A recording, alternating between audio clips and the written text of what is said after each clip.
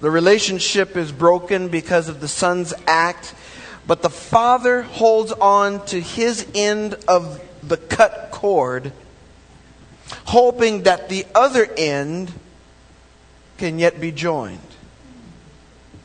And in this holding on to the cut cord, he suffers. The father's suffering provides the foundation of the possibility of the son's return. Because the father could have chosen not to suffer. He could have chosen simply to sever his relationship with his son and said, "You are no more my son. Be gone." And it may have hurt in the beginning, but over time it would have passed.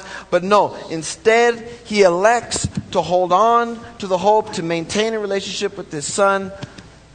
And that suffering that he has to endure in the interim paves the way for the possibility of the son's return.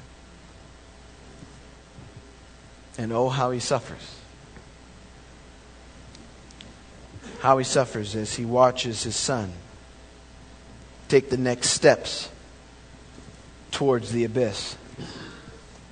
The Bible asks the question, Isaiah 49:15, can a mother forget the baby at her breast and have no compassion on the child she has born? Though she may forget, I will not forget you. Through the prophet Amos, the Lord declared a famine was to come. He said, not a famine of food or a thirst for water, but a famine of hearing the words of the Lord. I believe that famine is upon us now. And even with so many voices claiming to speak for God, because you can turn on the television or the radio and hear radio preachers in abundance and TV preachers in abundance. Even though you hear a lot of people talking on behalf of God, I believe that hearing the true word of the Lord is becoming increasingly scarce. We're hearing the words of men dressed up to sound like the words of God. But it's like eating so much shoe leather, rotten flesh and garbage.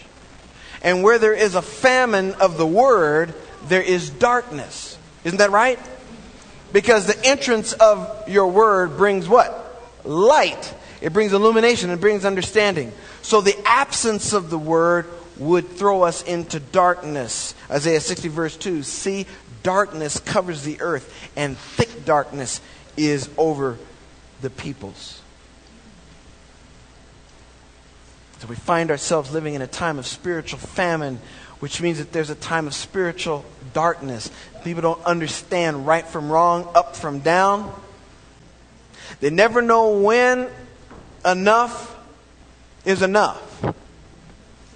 They don't know the heart of the Father, so they settle for being hired servants instead of being sons and daughters of the Father. You see, when we try to buy our Father's love, we reject authentic sonship, which entitles us to everything the Father has. Do you see that? Later on, we won't talk about it today, but later on, when the Father addresses the older brother who's upset, he says to him what? Son, everything I have is yours.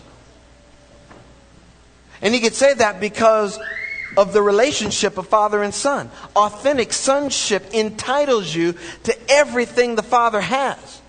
But when you settle for being a hired servant instead of for sonship, you don't know what you have. You don't realize that it's all been given to you. You don't realize that everything that the Father has, including His favor, including His forgiveness, including His acceptance, you don't know you have that.